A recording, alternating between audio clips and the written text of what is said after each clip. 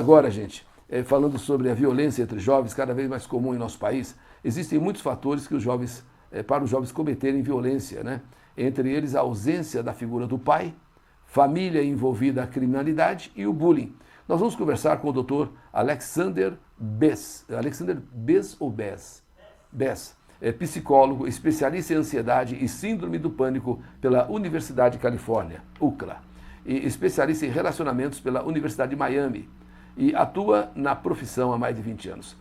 Doutor Alexander, Bess ou Bess? Doutor, me desculpe, bom dia. Oi, Eli, como é que você está? Tudo Olha, bem. em primeiro lugar, obrigado aí pela participação do seu programa, o qual eu nutro extremo carinho ao seu programa, a Úrsula, a você, eu cresci te escutando, então, hoje em dia, né, é um prazer dar as entrevistas que de vez em quando a gente dá aqui. Como você preferir, Bess ou Bess, tanto faz. Então tá bom, Alexander Bess. Doutor, às vezes muitos jovens têm medo ou ficam inseguros de falar que sofrem bullying, né, para seus pais. Como os jovens ou como os pais podem abordar essa situação delicada do filho? Por favor, doutor.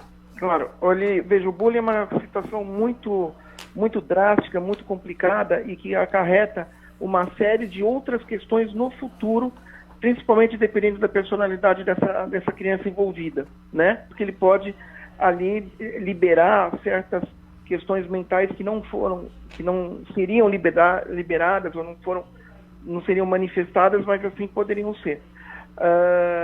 A melhor dica que a gente pode dar numa questão de bullying, quando o filho ou a filha não se expressa verbalmente, ele fala em todo o pessoal dos seus ouvintes do seu programa, são as mudanças de atitude. O jovem, quando ele não consegue verbalizar, ele muda a atitude dele. E como é que se dá essa mudança? Justamente por um comportamento totalmente oposto àquele que ele era. Então, se ele era uma pessoa alegre, se ele é uma pessoa social, ele ou ela começam a se trancar no quarto, tá? Essa é uma das características. Então, ele não só começa a se trancar no quarto, mas começa ali a não querer sair mais, ter uma atitude mais intrínseca. Intrínseca é ficar mais fechado, né?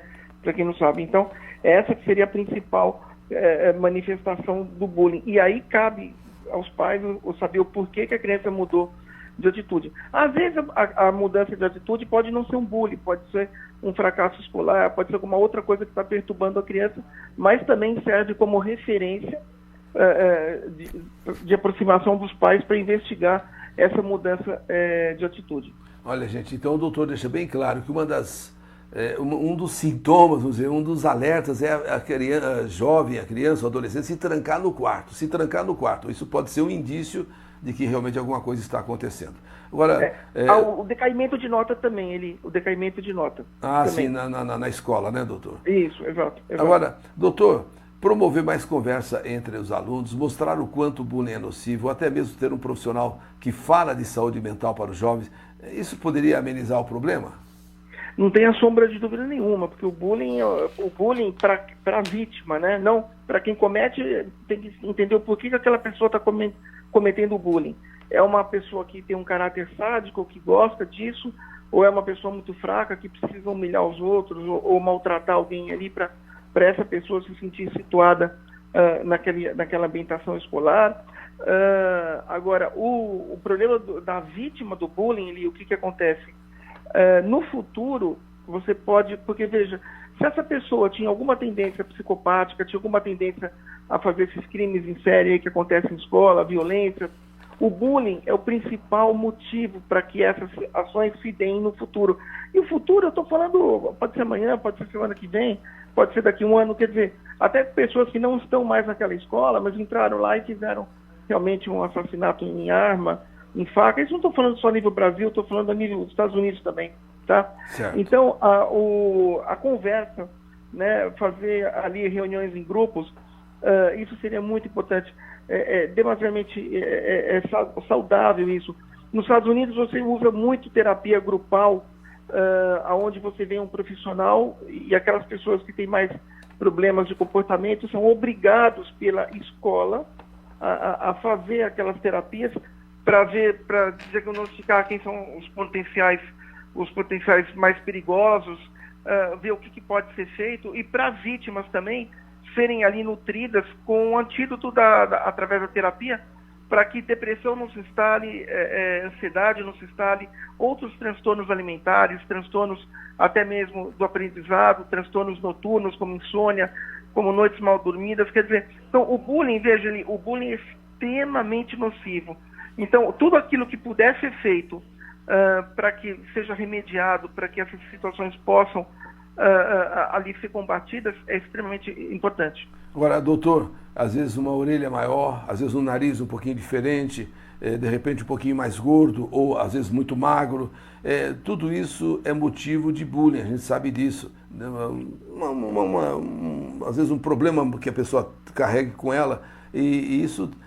Agora, em que momento que isso prejudica realmente? É na parte assim, porque quando é criança, acho que todo mundo leva meio na brincadeira. Agora, vai ficando mais adolescente, cada detalhe desse que a pessoa olha na outra e repara, e vê como um defeito e começa a tirar sarro, isso aí acaba se convertendo numa coisa triste para a pessoa carregar, né, doutor? Muito boa a sua colocação, Eli, fantástica, inclusive. Você pontuou muito bem. Sim, quando você ainda é criança, ainda é chato, mas você leva na brincadeira porque você não tem certos conhecimentos, você não tem certas noções.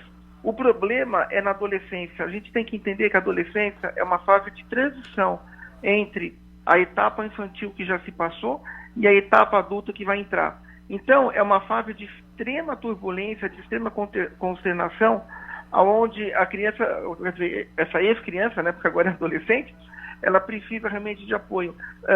Você falar do físico é um dos pontos mais importantes para incitar a raiva. E é uma raiva acumulativa. Justamente esse é um dos motivos, você, talvez sem saber, você deu uma grande explicação ali por que acontecem muitos atentados em escolas americanas. Esse é o grande problema, é você menosprezar a característica física do outro. Isso gera uma raiva interna, um ódio crescente, gradativo, mas também acumulativo, aonde ele vai precisar de um tempo para que isso transborde. A partir do momento que haja o transbordamento, é aí que há os assassinatos em massa, ou por faca, ou por revólver, ou por alguma outra coisa assim que seja. Então, isso é o que deveria ser coibido. Isso é extremamente nocivo. Falar do físico do outro, né, até porque a gente nunca deve falar do físico de alguém, porque você não sabe se é uma patologia, você não sabe se é uma doença, e respeitar o outro eu acho que é muito importante, especialmente nessa fase da adolescência. Olha, doutor, só para nós encerrarmos, eu queria que o senhor deixasse um recado para todos os nossos... A falta do pai a falta do pai é importante para desencadear uma série de problemas, quer dizer, que tem muitos pais, o senhor sabe muito bem disso, abandonam o filho, não dão atenção devida, acham que tem outras coisas mais importantes, às vezes são separados ou apenas fizeram o filho, subiram no mundo. Essa ausência de pai ou a falta do pai realmente acaba produzindo desequilíbrios na criança? Não tem a sombra de dúvida nenhuma. A gente precisaria aqui pelo menos eu precisaria com você umas 50 horas para explicar o que você está falando. No mínimo, uns 50 programas uma vez por semana.